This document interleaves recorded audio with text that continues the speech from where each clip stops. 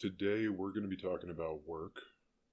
We're going to be talking about how highly important having a job, first off, having a job, second off, enjoying your job and the work you do and deriving purpose and pleasure from. How important that is to not only just the general population, but especially for people like you and I, lonely men in quals. And I was watching an old FaceLMS live stream, and he touched on this point for a couple minutes, basically outlining that it's especially important for us to, go to college, get the best degree we possibly can, get the best job we possibly can, because at the end of the day, that's all we have. We don't have a wife and kids, and we probably never will. And he mentioned that back in the day, a long time ago, when men used to work jobs that were very difficult, for example, like coal mining or working at a big factory, the only thing keeping the men going there day in, day out in that terrible job with those awful working conditions was that at the end of the day, he was still able to come home to his wife, in adoration of his wife, and, hugs and kisses from his wife, and come home to his kids, that would be excited to see him at the end of the day, at the end of a long day. And we just don't have that anymore, And that's what kept men going, was women and their families. And without that, how do you keep going? How do you keep going in torturous situations? You really don't. You start leaning on alcohol. You start leaning on other things. There's many things under the sun. Or potentially you just end it all. If you start leaning on alcohol, that can get very bad as well. I know I was a little bit every day drinking. Maybe I'll talk about that another time. I don't know. But it's really not the best thing to lean on, to be quite honest, I would say. And going back to what he was saying, I would say the best thing is to not really have to have anything, not really have to be forced to have anything to lean on, if that makes sense. Which is why having a great job, having work that you enjoy and love, or having a business that gives you purpose that you can derive from, or something to shoot for, instead of like a dead end job where you go in there, you hate all of your coworkers, you hate the work because it's repetitive and boring, tenuous, and low IQ, so it just drains your mental faculties and capacities too, and then you come home to nothing. It's null and void, dead walls staring in on you, closing in on you. That is a torturous life to live. But having work that you can be passionate about, having work that you can enjoy, having work that challenges you, especially, can keep you going, to be honest. It gives you something to at least moderately live for. The challenge in and of itself is kind of the best part of it. The challenge is what makes it fun. Completing a challenge, it's kind of like a video game, right? Where if you ever play Dark Souls, for example, I don't really play that too much anymore, but I played it like years ago. And the claim to fame for Dark Souls was that it was a challenging game, whereas most modern games today are very easy. The tutorial is over obvious with everything, like it's talking to a 6-year-old. And the game itself is easy, and then they have like 20 difficulty levels, and more than half of them are not even that difficult. The claim to fame for Dark Souls, though, was how it was difficult, and you had to time your movements perfectly to the T to avoid any damage. And if you got hit just a couple times, then you would die. You would have to redo the entire maze-esque level and memorize the patterns of every different enemy, know where all the traps are, know where all the random like long range attacks would be coming from. You'd have to memorize each map and go through it, die over and over again until you master that level, and then you kind of start over at a new level with various other challenges and difficulties. And again, the main reason why it was so popular, and at least one of the main reasons why it was so good, was because it was just difficult. And I think as humans, we value essentially a challenge. We value beating difficulty. And if you're just working a job where it's very monotonous and repetitive and boring, sure, you can listen to podcasts for like, even a few months, but after that, you just feel like your brain is fried from essentially consuming all of this information, consuming all of what everyone's saying, and it just kind of mushes together because all you're doing is like moving one thing over to the other thing, right? And at the end of the day, the actions you do are infinitely more stimulating than the content that you're listening to, the audio material you're listening to. And again, if you're not like taking action on the audio material, then it kind of just withers away and kind of gets mushed together, especially when you listen to a lot of podcasts over like a stretch of time. It just essentially,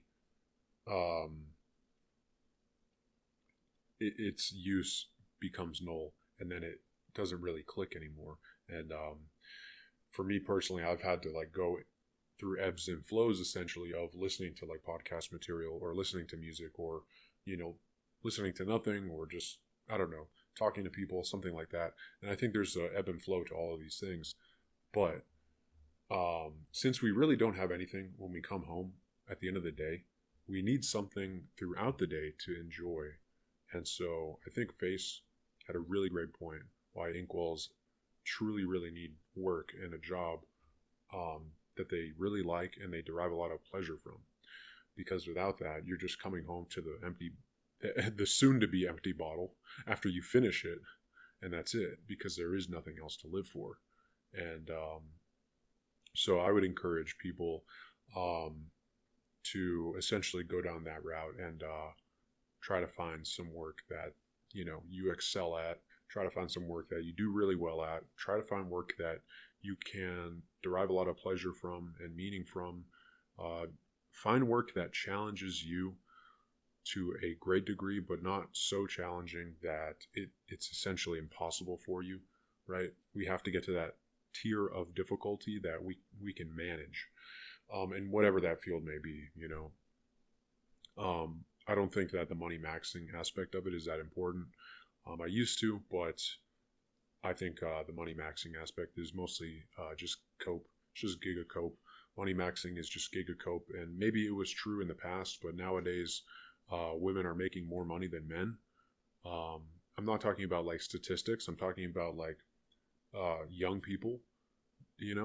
Women just make more when they get out of college a lot of the times. If they're not doing some stupid thing where they're like not working, they have the opportunity. They get a marketing degree, and then they work at a big tech company, and they make more than like 95% of the other guys in the country. So they don't care about your money. So I don't think it's really that important as far as the money you're making, but I think what is important is deriving a lot of pleasure from it, defeating essentially the challenges of the video game of life. If life can equate or be similar to Dark Souls, then going through and beating those challenges and beating those bosses is a very rewarding thing just in and of itself. Just doing the thing in and of itself is rewarding. And then also just kind of playing the game and continuing to kind of grow for no other reason other than to grow. Because I just think that essentially that's what humans do, is they do things and stuff, and that's it. And whatever meaning you want to derive from that, further down the line is completely up to you. But I think essentially just doing the thing in general is essentially where most of the derived pleasure is coming from. Um, and then you can kind of obfuscate that pleasure in any way, shape, or form that you want after that. So essentially, climbing up a ladder or making more money or starting a business. Um, I think that for inkwells, that is going to be especially important just to keep us going, um, because I mean we don't have anything else. What are these hobby maxers doing? Social circle maxers doing? Like, yeah, they're gonna have fun going skiing during the winter and the beach in the summer. I hate that stuff. I don't like any of that stuff. I like I just like to work. That's really the only thing that keeps me going, and then maybe the occasional conversation that I have with a girl, and then I wake up, right? But no, seriously, yeah, I mean, without work, I mean, what would I be doing? Just playing video games, um, and drinking myself to death. It's really the only thing that has such a great level of progression, kind of like Skyrim does, where like you can max out your equipment to like level 100, but you can do that in real life. And so I think that Face had a really good point regarding that. And so I would just encourage, all you guys, if you're feeling kind of stuck, I would just say, um, just try, maybe just push yourself, um, and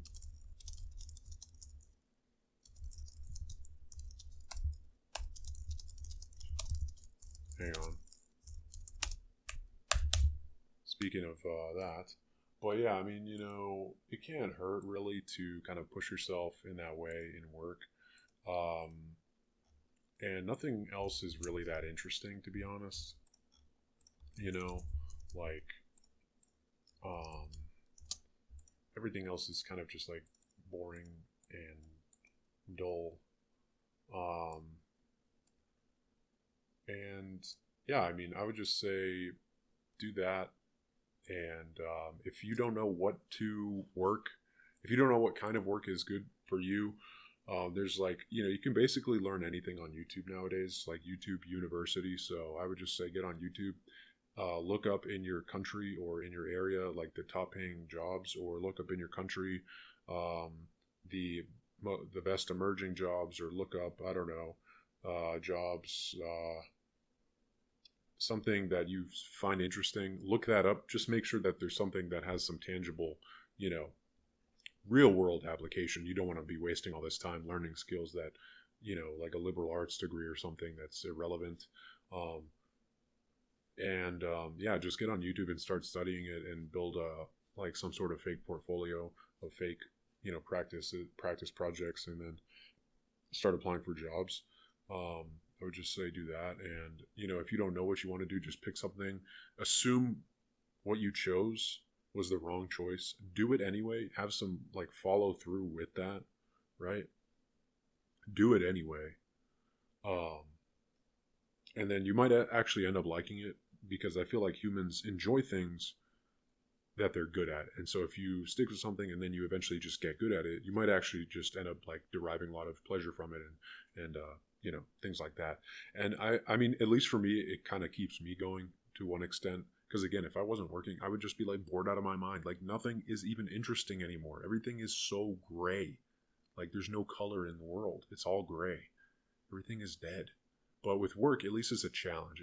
At least it's interesting, fresh, it's new. It's always different. So I really like that. Um, and yeah, I mean, I don't know. It is what it is.